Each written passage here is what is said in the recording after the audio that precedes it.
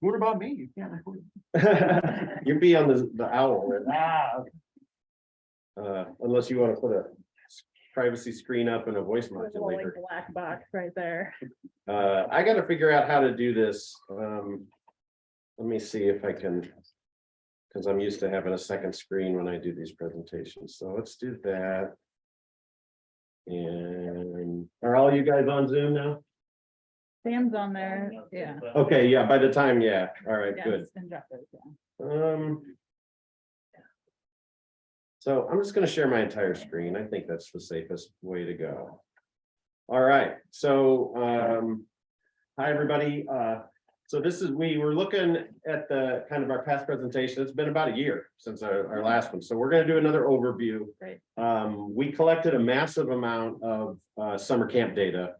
And so Matt and I were talking, we think it probably makes sense to give another talk in the spring if there's room where we kind of just focus on the data and analysis of it and get everybody's ideas. So we'd love to have that opportunity. We're going to go ahead and do the overview again this time and kind of share some of both the original motivation and framing of the work, and then get into newest, coolest stuff.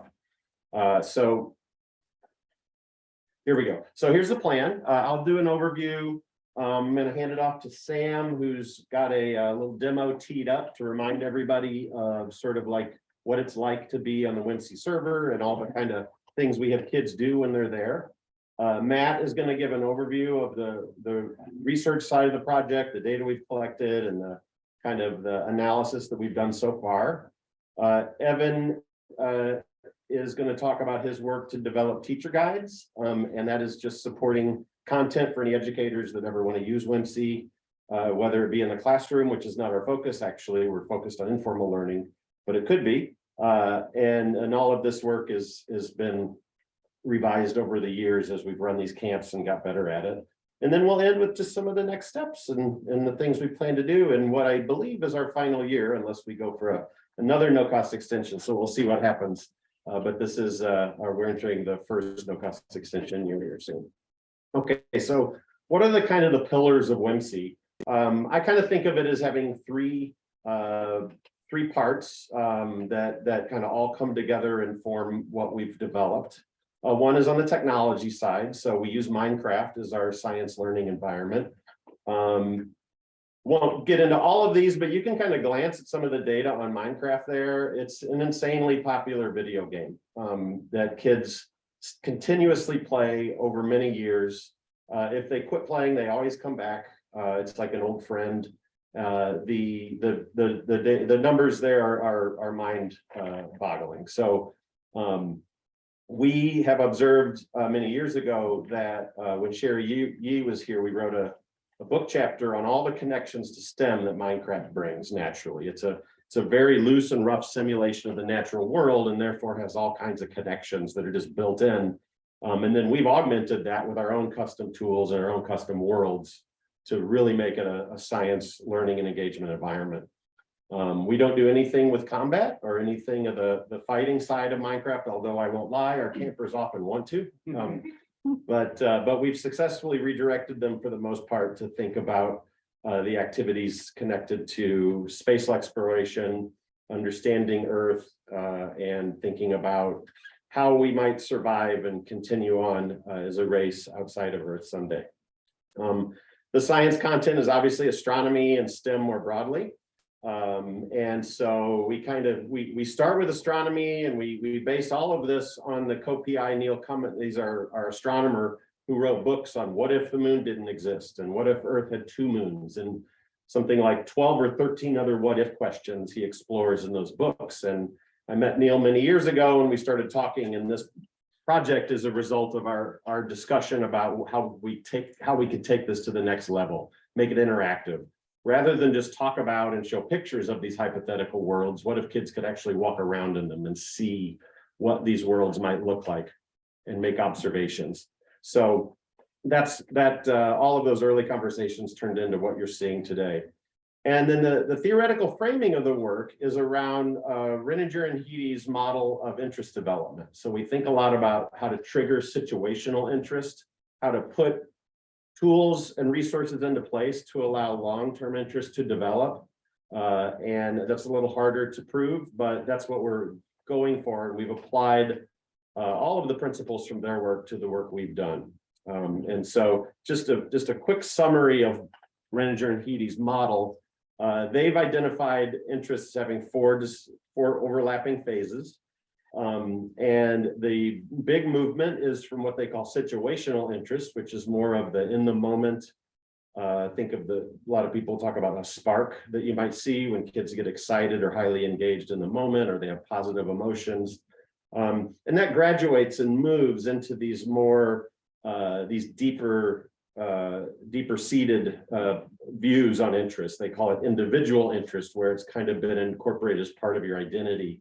And as you see kids and anybody kind of work through these, you start to see different sorts of patterns. You get to see more resilience with more interest. So your capacity to handle and recover from failure improves over time. Your knowledge grows over developing interest. And all of these make a lot of sense when you sit down to think about it.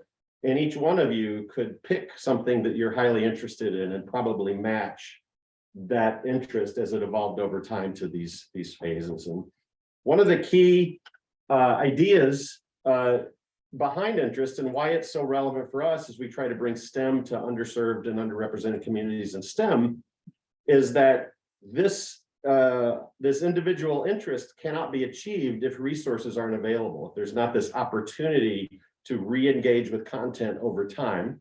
That's Renninger and Heady refer to engagement with content, interaction with content. If the resources aren't there and the guidance and nudging to do so isn't there, the interest can fade. And so that's one of our goals, is to provide those resources so that kids who have that early interest have the opportunity to pursue it. When we go back and run these camps at the same locations, we often get kids who come back. So a certain percentage of our kids have been in the camp before. They tolerate having seen a lot of it before, but we always have new things for them. And we're always interested to see what different things they'll try. So part of our future analysis is to think about those returning kids and see what's different about their experiences. Yes, Do Dan. you mind questions as you go? Oh, no, please do. Yeah, online too. If someone can look at the chat too, I appreciate it. Up there too. Perfect. So my memory of the Heady model is that they really do focus a lot on knowledge acquisition and kind of the mutual reinforcement of interest and knowledge acquisition. So are you guys looking at both kind of? We've really ramped up our focus on knowledge in the recent years. And so Matt will share a little bit about some of the new ways we've started to track knowledge. But you're absolutely right. And there's, a lot of debate in the science of interest community about that relationship between knowledge and interest. But there is no debate that they grow together. So, and Anne recently said that it's just, you just see more knowledge as kids get more interested. She just reinforced that. And so we definitely have ramped up our tracking of knowledge. And yeah, Matt, when we do that in game too, we have some tools where we ask them questions in the game, so we don't have to switch to a web browser or whatever, which can be disconcerting. And we see a lot of disappointment when we tell them to leave Minecraft, close the lid. So we work to minimize that. It is a major factor to the kids being engaged. Really good question. So on the engineering side, what are we building? I won't go into all of this. You can kind of glance over it, but we are developing a lot of tools. We're in a lot of places. The summer camps we ran were in Colorado, here in Illinois, and Maine. So this summer, so we've been around, and we have a lot of different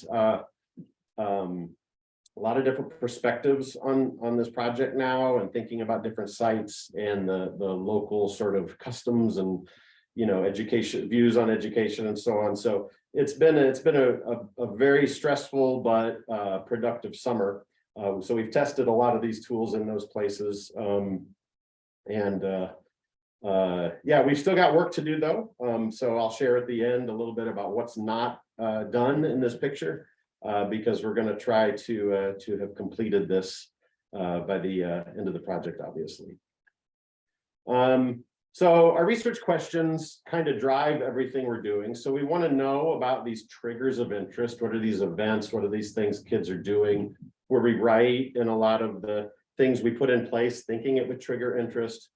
So we want to know about that. We want to know what the features are of these informal learning experiences that are promoting learning and encouraging kids to re-engage with the content, which is again a big idea.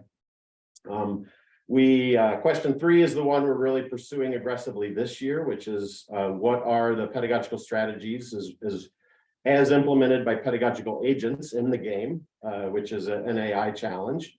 Which ones are most effective at promoting interest and learning? And so Sam's going to give a demo of the work we're doing there, and we're very curious about your ideas and thoughts on that. And then finally, we have a pretty robust back end that tracks a lot of learning activities, a lot of detailed choices kids are making, the ways they collaborate, the parts of the maps they're drawn to. So we have access to a really rich set of data on these, on the ways kids are using this stuff. And so we want to work towards a framework where we can monitor that interest as it reveals itself through their interactions with the system. All right, so we're going to go ahead and hop on over to Sam now. Are you ready? Yeah. All right. Yeah. I will stop sharing, and Sam's going to tell you all about the WHIMC server and show you some the basic interactions. And I have a picture that you sent me, but I tweaked it a little. It looks much better now. Actually, that is Microsoft's design ideas that allowed me to do that. Okay. Okay, I'll share my screen. So like Dr. Lang was saying, I'm going to give a quick demo and a kind of a server tour of a lot of our worlds and kind of the tools that a lot of our students engage with. As Chad was saying, that a lot of our work revolves around kind of simulating these what if and exoplanets in Minecraft, having students kind of explore, take observations, measure the unique science variables on these planets.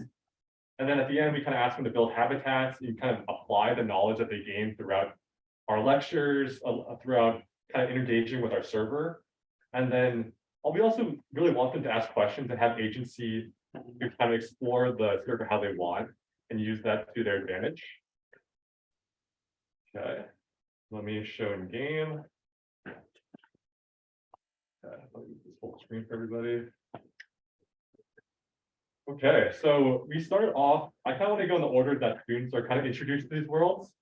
So we start off on the lunar base, lunar crater. And this is kind of simulating what if we built a habitat on the moon, what kind of jobs would we need? What would the science, what would the environment kind of look like? And one of the really cool tools that we start off with is quests. So we have these NPCs that give us quests.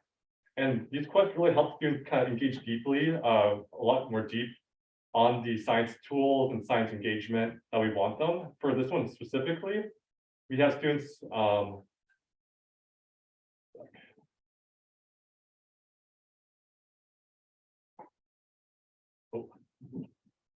for this one, we have students kind of explore the map and talk to different scientists who exist, and we learn about their jobs and what they do, and we try to expose children to, you know, there's no one path to be an astronomer, there's no one path to be a scientist. There's a lot of different ways you can engage with science and make meaningful contributions to a moon base. So let's. Can you look up just for fun? Oh yeah. There we go. So yeah, we're on the moon, so you can see the Earth, and yeah, there's a lot of cool things you can do in Minecraft that really oohs and ahs a lot of the kids. Let's see, let me navigate myself to actually the moon. So there's airlocks, of course, because you don't want, you know, all the pressure and to be lost inside the buildings. But you know, Minecraft can do a lot of different things. For one, you can simulate gravity. So we have the gravity physics changed. And then another tool that we really want to leverage is science tools. This is one of our engagement behaviors where all these environments that we create, the science variables are very different. And we want students to have the experience to kind of measure. So let's do / gravity. So we expect the gravity to be lower here. You can see that with the movement. And you can see that it kind of tells you the comparison between Earth's gravity. And that kind of connection between what's familiar to them and what's different, we really want them to make those connections. Yeah, so this is one of the familiar environments. This is what we start them off with. And then later we kind of go into a little more extreme differences. So let's go to Minoa half. The Minoa is a what if environment. Oh, if I can learn how to spell, that'd be great too. Half. Beautiful. So what if environments are kind of like the what if questions that Dr. Lane was mentioning. What if something changed on Earth and how would that drastically kind of change the environment? So we are on a planet called Minoa, or in our case, it's a moon. We're on a moon called Minoa. This is an Earth-sized moon, but it's orbiting this giant thing called Tiran, which is the planet. And as you can see, this is very different from what we kind of experience. We don't have this type of environment. We don't look up, we don't see this giant, massive thing in the sky.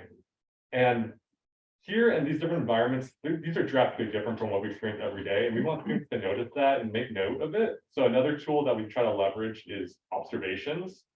So by typing /observe, you can type in like, there is a giant.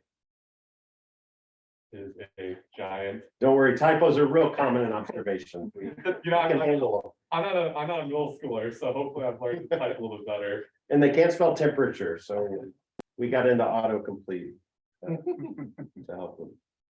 So these observations, they can make note of it. It's tracked in our backend databases, and it's shown in the holograms in the overworld. So students can track where they made observations, and we can see where they are exploring. And we have a lot of different of these hypothetical planets. Minoa is just one of them. And then another focus is exoplanets. So these are discovered planets outside our solar system. And we have some great astronomers and science people on our team who helped design these. A lot of them are from University of Maine. We have a few at UIUC. So let me take you to Kepler. How many do we have right now? Is it 4? 4, yeah. So these are exoplanets that have been discovered and confirmed, and there's some data on what they're like. And so we've carefully selected the ones that are the most likely to be habitable, but none of them are really habitable. Yeah, so this is one of them. This is Kepler. As you can see, it looks a little bit more red than when you look outside the window and you see every day.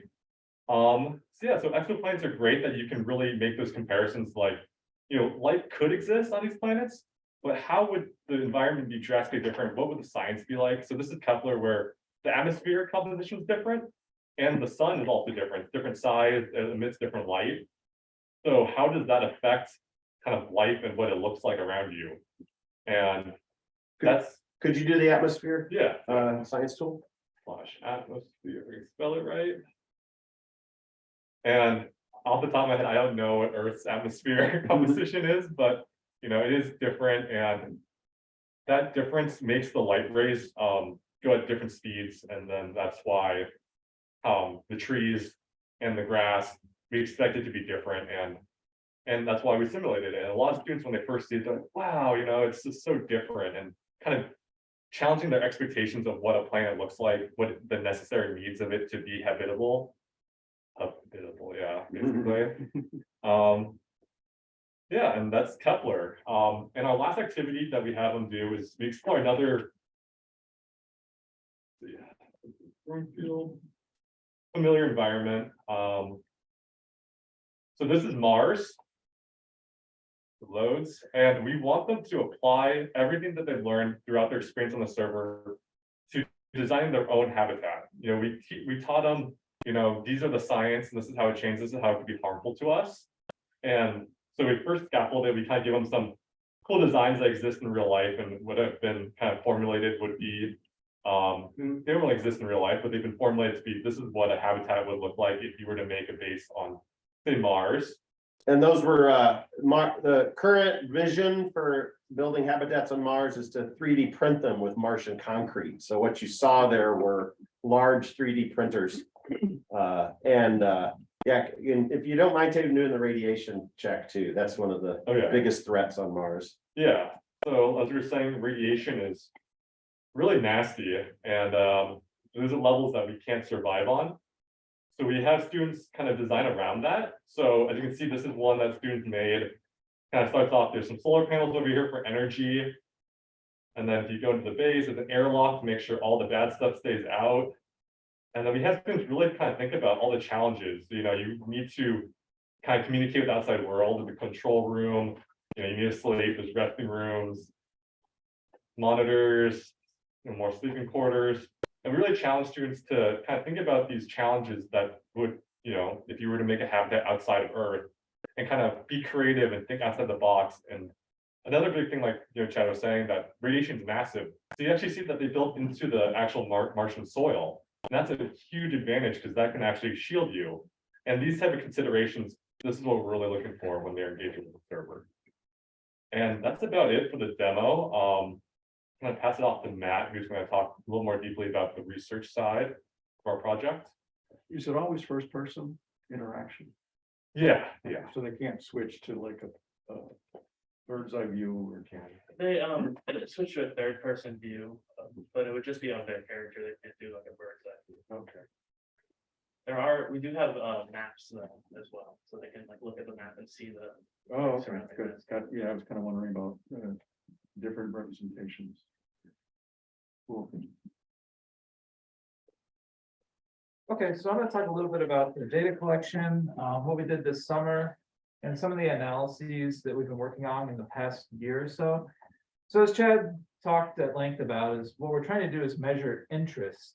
And so we consider all these different instruments that we use as capturing one of the several dimensions of interest. So you can think about interest as occurring cognitively, like are they applying the knowledge they have to solve problems, to answer questions? We're looking at affective interest too, so how excited are kids about the things they're seeing?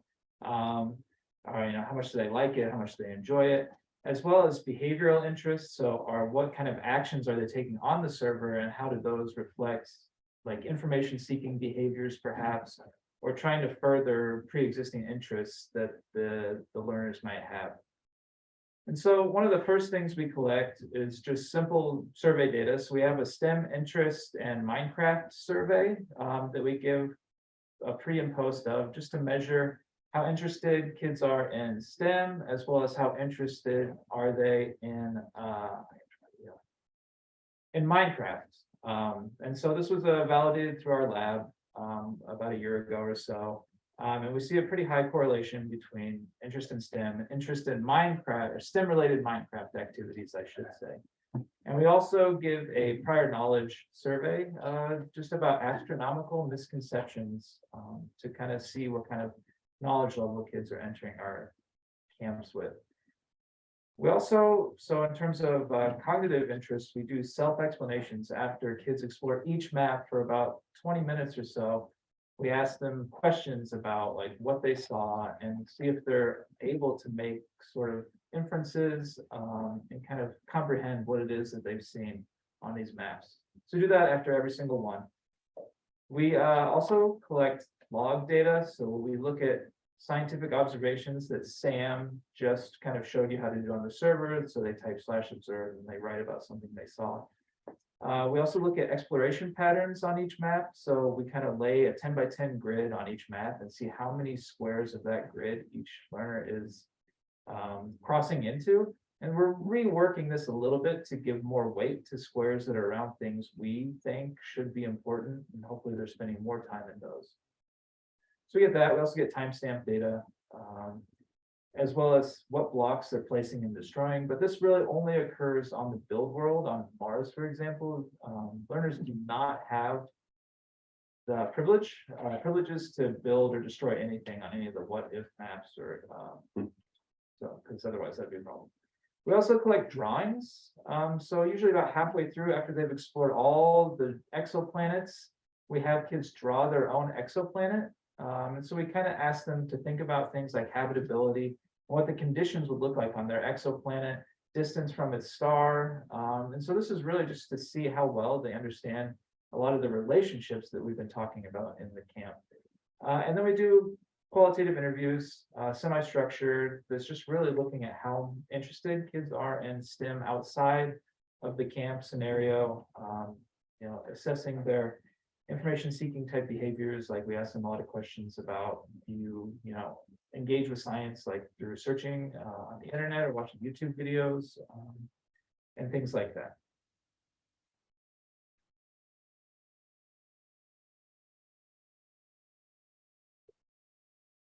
So here are some images from our summer camps as well as after school programs over the past year.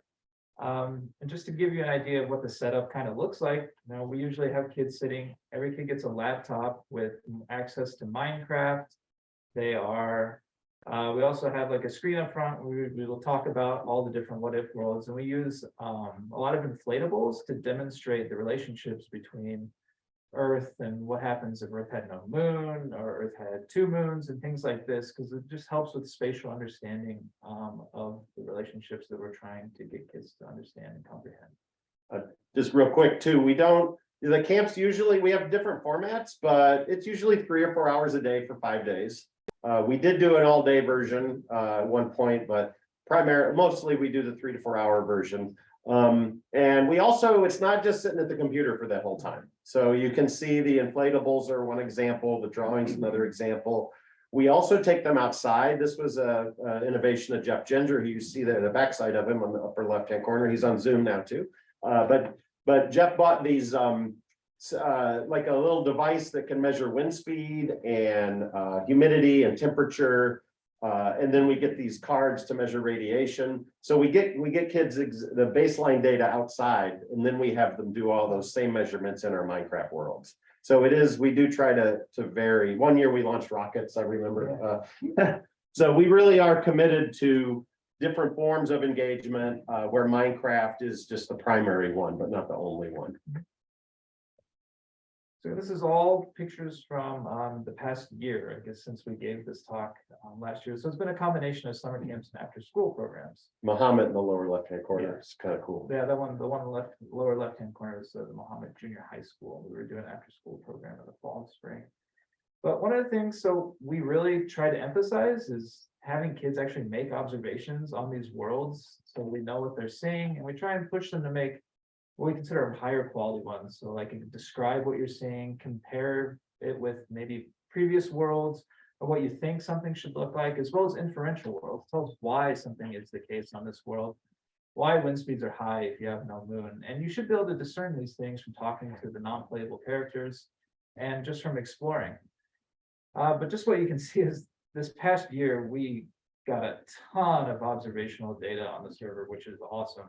It gives us a lot more to analyze and just to understand better how well we're doing in terms of conveying content, especially on the server, and how well kids are doing at finding the things that we hope they're finding. You can see there's sort of a dip in participants during 2020, and then started to pick back up in 2021. But usually we're only doing like 1 or 2 sites for all these previous years until 2022, where we had multiple sites where we're actually collecting data, and almost 100 kids over the past year that we've impacted through our summer camps and after school programs. Just a little bit of data analysis from an after school program. So this is at Muhammad Seymour Junior High nearby. We had 14 middle school students, about all around age 12. So again, we collect a lot of log data. So we look at their location data, how much they're using science tools. Are they measuring things like temperature, gravity, pressure, oxygen, and are they making observations? And we also, again, give them the STEM interest survey that they complete on the first day. So this was a association rule mining analysis. So what we did was we took their scores on the STEM survey and divided it up based on like 1 standard deviation below or above the mean as low, medium, or high STEM interest. And then we look at what kind of, I guess, sort of engagement they're having with the science tools that they're using and observations. So support is just the frequency of this rule. So this would be example, measuring temperature and making an observation on a map. So support is just the frequency of that out of all the transactions. Confidence is the the support of the rule divided by the frequency of the antecedent, which would be temperature on this one.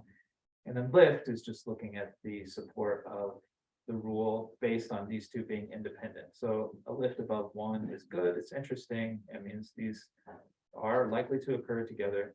A lift of 1 is actually bad, that means that these are independent of each other and you can't really draw a rule. Anyways, we see a lot of rules coming from this group around the mean of STEM interest from the surveys. A lot of activity, a lot of good rules that are coming out of this. So you're seeing that a lot of the kids in this group are doing things like measuring temperature, gravity, and making an observation. They're doing all this together. And this is not sequential. This is all just, is this occurring together for any given map?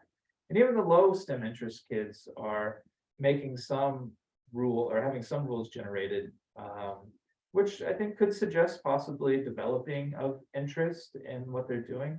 But yet you see nothing coming out of the high STEM interest kids, which is odd, but we also tend to observe very high Minecraft interest kids of having these kind of set ways of playing the game that they prefer. So we'll see them disengage in really weird ways of trying to hack our worlds or trying to, sometimes they'll just sign off and try and play on a different server, which we have to be very aware of. So it's kind of interesting, but they tend, if you have a lot of knowledge of Minecraft, you kind of tend to play the game in a different way and perhaps disengage from what we're doing. So here's data just from the summer. So this is, we collected data from locally, from University of Colorado in Boulder and from University of Maine. But we had in total, and this deletes some of the kids who, ended up getting sick and had to miss most of the camp or something like that. So the kids that completed the camp pretty much from day 1 to day 5 for each week, we had 79 total, average age of 12, about 32% female, and then a pretty nice distribution of different race and ethnicities. So about a quarter of the kids we had in our camps were Black or African American, 13% Hispanic or Latinx. A lot of kids prefer not to answer, 29% white Caucasian, then 3% Asian, Pacific Islander, 8% other, or 2% American Indian, Alaska Native. So comparing some of the, so what we do is we look at all these different data collection instruments and we look at how so everything is pretty much either scored or coded from the original slide that I talked about in terms of self-explanations, exploration, observations. And so we get these scores or frequencies, and then we correlate all these with Spearman correlations because the data tends to be pretty non-normal and from small samples. So the previous year, we only collected data from one site, and we saw some interesting correlations between the survey and how much kids are exploring, as well as the high scores on a survey and how well they're performing on the self-explanations. And then between like interview and field notes, which we perceive as capturing kind of a more similar behavioral interest dimension, as well as exploration and field notes. So that was from 2021. 2022 data, this is just from one of the, 2 of the camps we did over the summer.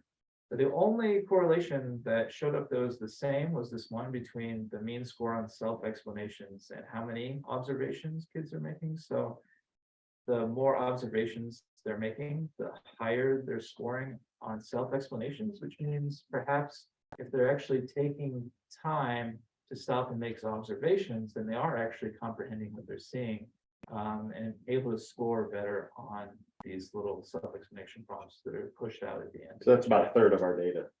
And so we could still see some pretty big swings. Yeah, definitely. Am I right too? The 2021 data was UNCC, Urbana Neighborhood Connection Yep. Center. So this is all UNCC, and then this is all from Fisk Planetarium in Colorado. And so this was actually all full day camps. Okay, I'll pass it off to Evan then. I updated that this morning and it didn't. Well, this is from my computer, so. Okay, Yeah, it's updated on mine. all right. Well, I don't need that slide anyway, so. Okay, well, everyone will see it shortly when I take it back from you. All right, I'm talking about. There we go. I don't think I officially introduced Sam and Evan. Sam, Evan Shipley are in the Delta program and part of the WHIMC grant. So my apologies, guys. Oh. All right, so if you go on the website here, if you like type in whimc.org, it'll redirect you to our long URL. And you go to resources, like teacher guides, there's a whole web page that we have dedicated to helping independent teachers who want to use the Minecraft server in their own classroom. So on this website or on this webpage, we provide like a server overview, like what our goals are, what the requirements are that you need, how parents or educators can see the server, and this whole server experience graphic, which is quite has gotten quite more complex over the last year. So That's Jeff's handiwork again. yeah. So it has every like little piece of knowledge that the teacher might need to know before going in, like what is the sequence of worlds, what they can measure, like what they'll encounter on those worlds, what kind of data is collected, that kind of thing. And we also have the in-game learning tools. So this outlines, like Sam showed, the science tools and the observations for the teachers. Then we have the required quests, because on the server, in order to progress to the next world, if you're an independent player, we usually don't do this in camps, but if you're an independent player, you have to complete certain quests in order to unlock the different portals. So you can go to each either what if world, or once you complete all the what if worlds, the exoplanets, and then eventually to the build world. There's the secondary side quests that aren't required, but they might also provide more useful information. So if the teacher wants to use that in the classroom, they can use these quests. And a loose hypothesis about this is that the kids who do go after those secondary quests, we expect to see higher interest levels. I mean, it kind of makes sense, but those get into some of the really fine-grained details of the server and of the science that we use to define the server. Yeah, for sure. I don't know about like how back this is by the data, but I've definitely seen in our camps, like the kids who go through the quests are gonna like definitely have the higher interest. There's an overview of the tutorial, or wait, okay, these are the teacher guides. So I'm gonna show just one of them. So for each world, we've made these specific teacher guides. So they outline all this information about the server to a very like fine level. And let me find, I always like showing the no moon guide. I think it's good. All right, so these were originally made in InDesign and ported over as PDFs, but we decided to go with Microsoft Word, so they're easily able to be downloaded and changed as the teacher wants, so they can change it for their classroom or whatever. But these content guides have all these different sections that show parts, or like highlight different parts of each world. So like, what is the focus of the narrative of this world, what the objectives are to finish it, what standards it aligns with. And we have, we put on here the next generation science standards, as well as the Republic of Philippines science standards, because a lot of these teacher guides are going to be used with our partners in the Philippines in their classrooms. So we had a couple of James scholars, what were their names? Lilia and I forgot the other name, but they helped us find these science standards and connect the Alyssa. Yeah, Alyssa? thank you, Jeff. Yeah, Alyssa and Lilia. we have the assessments that they're going to go through. So in our camps, we tell them we move them to this area and have them do the self-explanation questions. So we detail the self-explanations, possible answers here, as well as our retired ICANN prompts that we used to use. So if the teacher wants to use these self-explanations to make sure the students have mastered the material in that world, or use these ICANN prompts, they're still good material, even though we have retired them in favor of the self-explanation. Can you scroll up real quick? There's Yeah. just one of my favorite examples of how these what if worlds can be used to kind of work your way into really important questions is that first one. If the Earth had no moon, it would be spinning almost 3 times as fast as it is now. And so kids want to know why. And it has a lot to do with the gravitational pull of the moon acting like brakes on the Earth's rotation. And then you can get into the effect on tides. It would greatly reduce the tides, of course, because 2/3 of the tides are due to the moon's gravitational pull. And so just by changing the parameters of Earth, you can get into all kinds of questions about how Earth is now. And then you hope that kids feel very lucky that Earth is the way it is now, because it could have very well been different. So that it kind of ties together the science with the feelings we have about Earth and imagination of how it could be very different. Yeah, and the kids can measure all this too. They can measure the wind speed and they can measure the tides. And even the day length, because the day is different on the no moon map as well. It's about 8 hours. We have some tips for instruction as the next section. So like how could we introduce it in a classroom? How could the teacher use outside resources in order to help her or help the classroom understand what is going on in this world? And then we have a list of all the observable concepts. So like if you take the slash tides, it'll give you a variance that is 1/3 that of Earth. The wind will be significantly higher. It's usually within a range. The temperature, they'll also be within a range, but I took the average there. Yeah, and then if they go over to the ocean section, they could measure the pressure, and if you dive underwater, we have a humidity as 100%, and then the temperature of the ocean water will be about 4 degrees Celsius colder. Next section, we have our expected questions. So we have a bunch of questions that kids might ask and questions that facilitators might ask. So the like the kids who say, "Why is the wind so fast?" and the educator would know that the kid would answer that question. They could plan for that. And then like some discussion questions here that facilitator might ask, like, do you think ocean life would be affected? And these could also pivot into making observations on the world as well. We have a couple connected classroom activities here as well. So we have like a demonstration how gravity affects tides or from the moon to Earth.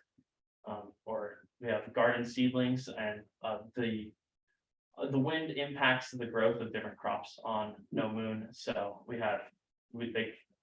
classroom, the students could experiment with blowing a fan on garden seedlings and how it would strengthen. We have the quest progression here. So how this is, you explore it, you visit the travel authority, and then they tell you to make an observation, and now you can leave the world, kind of thing.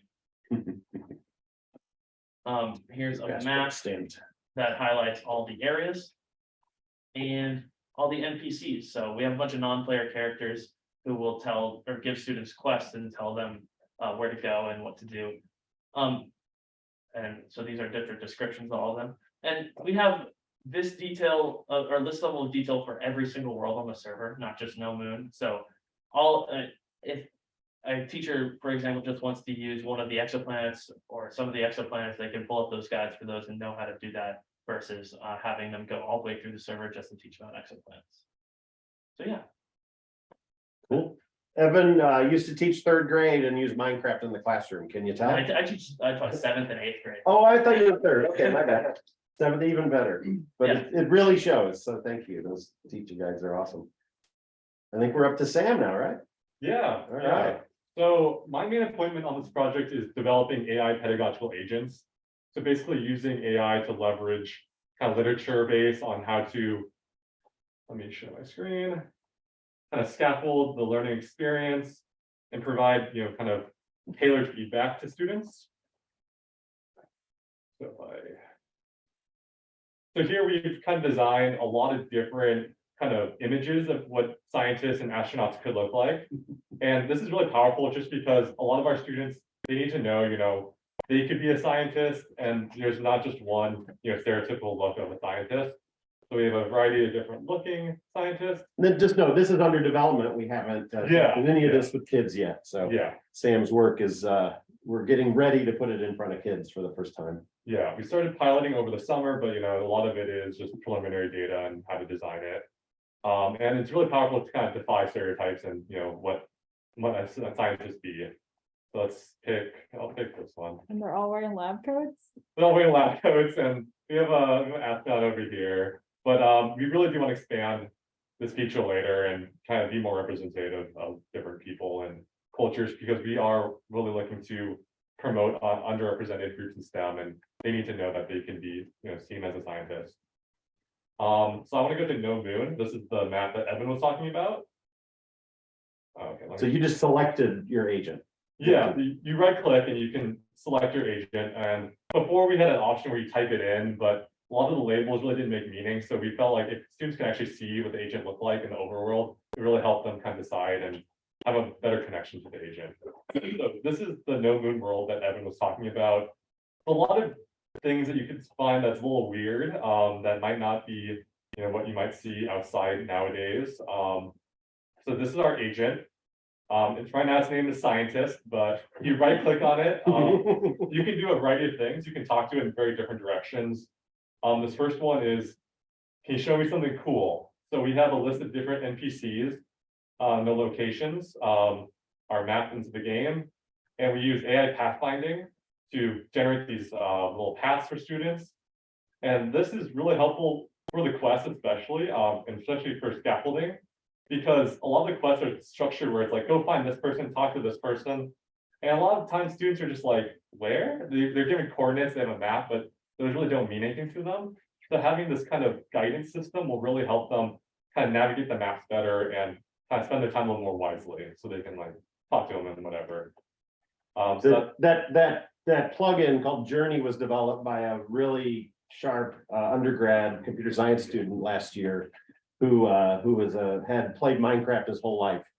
So what at the eye of the grant, I have just delighted to see how many kids come in to college having played Minecraft their whole life. So there's an endless supply of experts, basically, and he was amazing. And that whole tool, it's been released publicly independent, so it's not just a WHIMC tool. And I don't know, Jeff, do you remember like the number of downloads he's received on that plugin? I know it's impressive. It goes up, so I'll check now. Cool, but it's just interesting to see impact beyond just the immediate grant, and so we don't know if that's being used for educational purposes or what, but people are using it. And it's such a nice tool to be able to find your way to somewhere in a Minecraft world. it also works great too, so it's very helpful for us. So yeah, we have a variety of different options. One of the new directions that we want to take the agent is tagging, so signal detection. We want students to be able to kind of notice key environmental factors. So for us, the trees are really important because, as Evan said, the wind is a lot higher because the moon doesn't slow it down. And we'll notice outside, let me go outside quickly. Like the trees look very different. They're really short, kind of squatter. They grow differently. And we thought this is a really good kind of learning opportunity for students. So they notice the trees, but there's a lot more to it. It's one thing to notice the trees, another thing to kind of explain why. So here we kind of give them, we kind of give the agent a little personality, but basically have pattern matching kind of responses. And we kind of give them a little bit of advice of maybe why it's different looking, but we also want them to kind of think on their own and have the agency to explain why stuff is different. And then, like I said, we really want to support agency. So the students have freedom to explore anywhere, and the agent will obediently follow, but it's kind of creepy how they just follow you around, but that's how it's designed right now.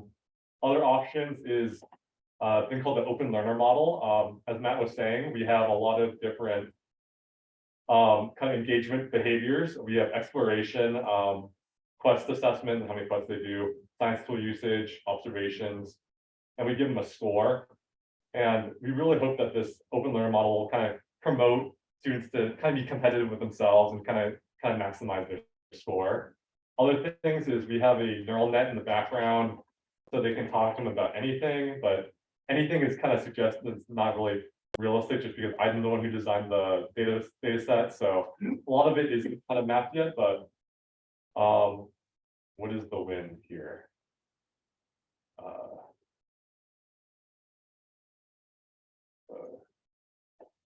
So you can talk to the agent and it will give you responses about the environment.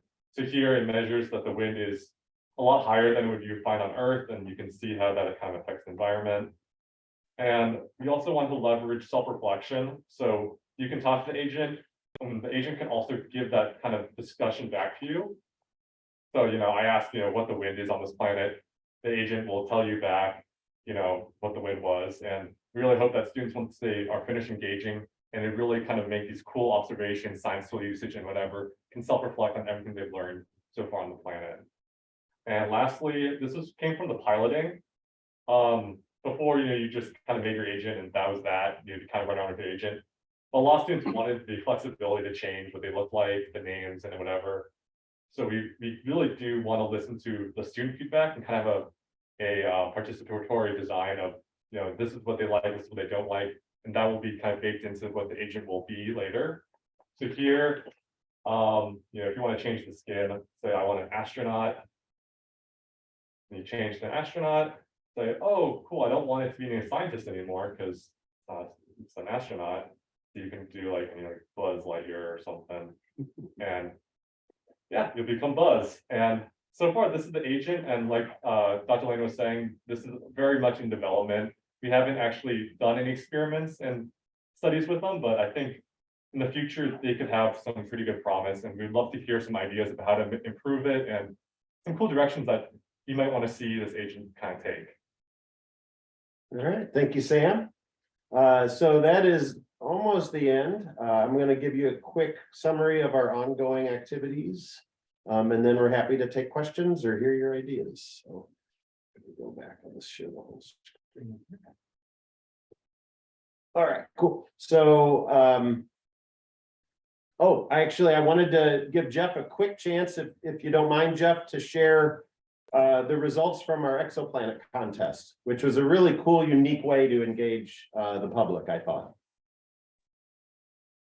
Yeah, so one of the cool things we've gotten to do with this project is we worked with PBS Nova, and we have a number of scientists that were like people that we knew through that partner network. And then I reached out to Planet Minecraft, which is this giant Minecraft community website.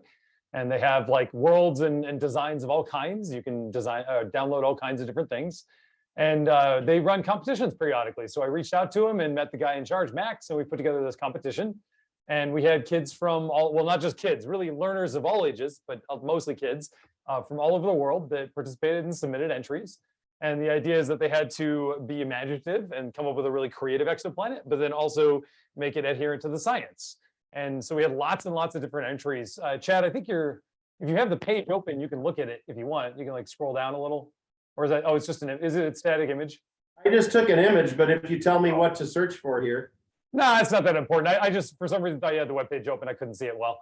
Okay. Anyway, there were like a bunch of different entries, really creative, cool stuff. And we had these real live, like famous astronomers and educators judge them and pick out some winners. And we got to ship them all signed books from Neil Cummins and posters. And we're actually using some of that content to go up on the server. So these kids have made this thing that can then be not just shared on the Planet Minecraft, but on our server. And I don't, there's always so many downloads, I don't keep up with it, but it's like in the thousands. So let's see if I can go look up some live numbers for our account.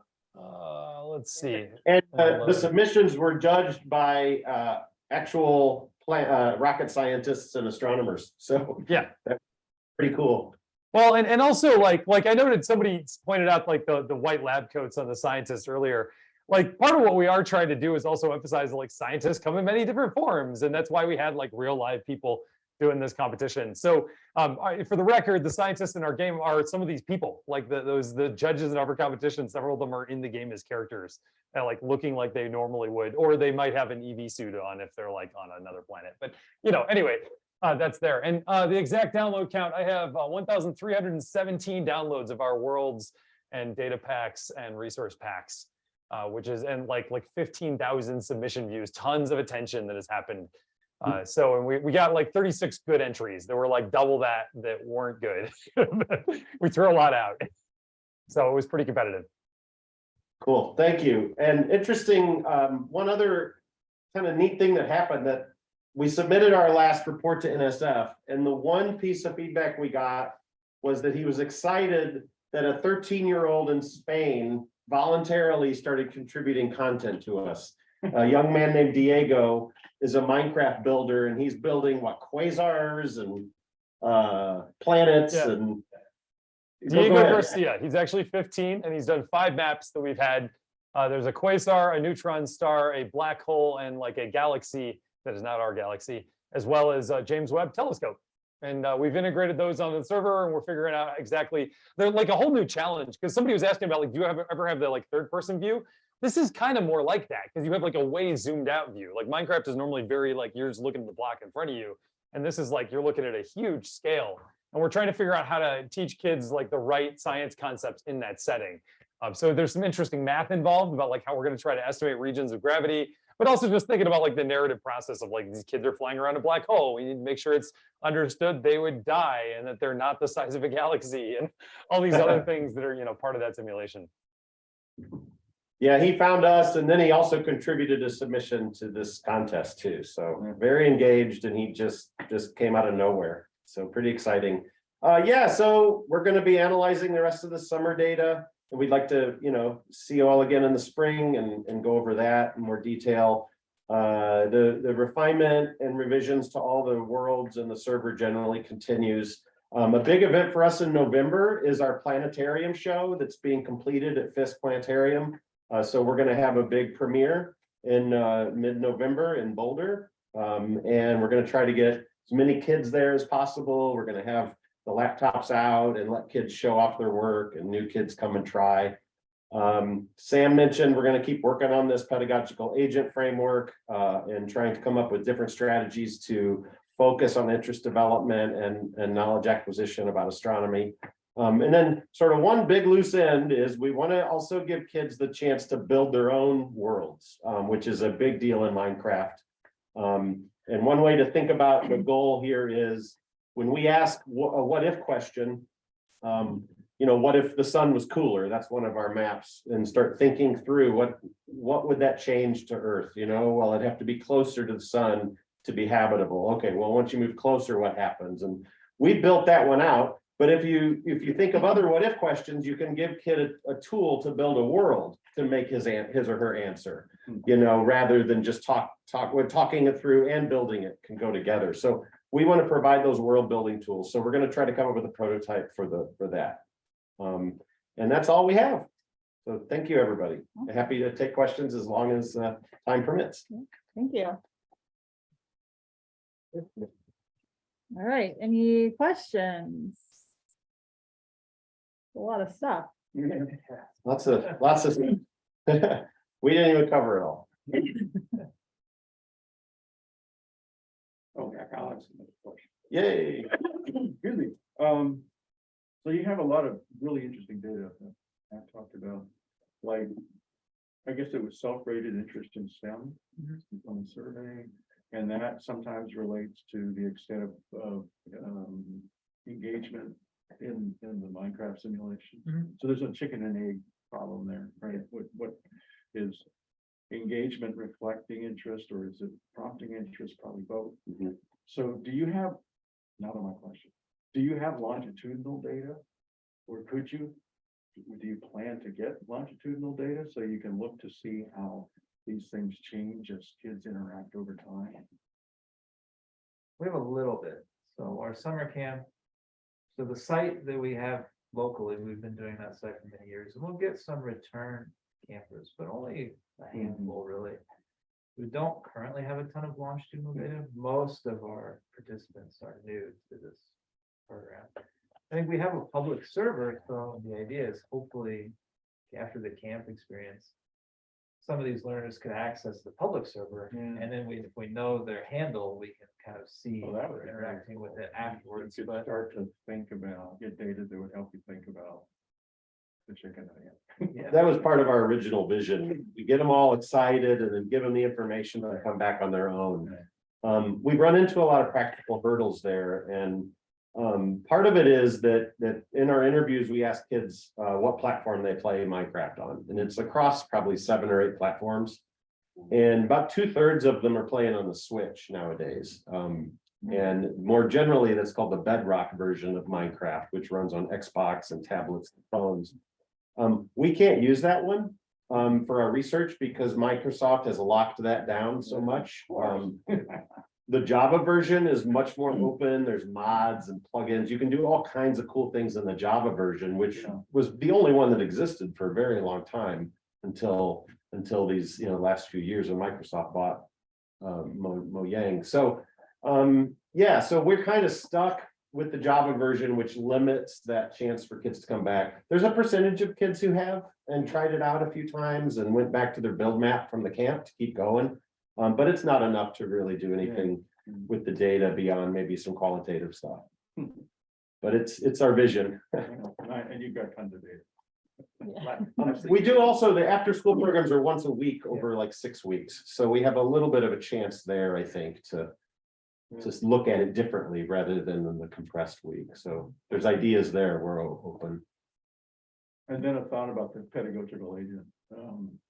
Are you thinking about the conversation part as well as the appearance of the agent?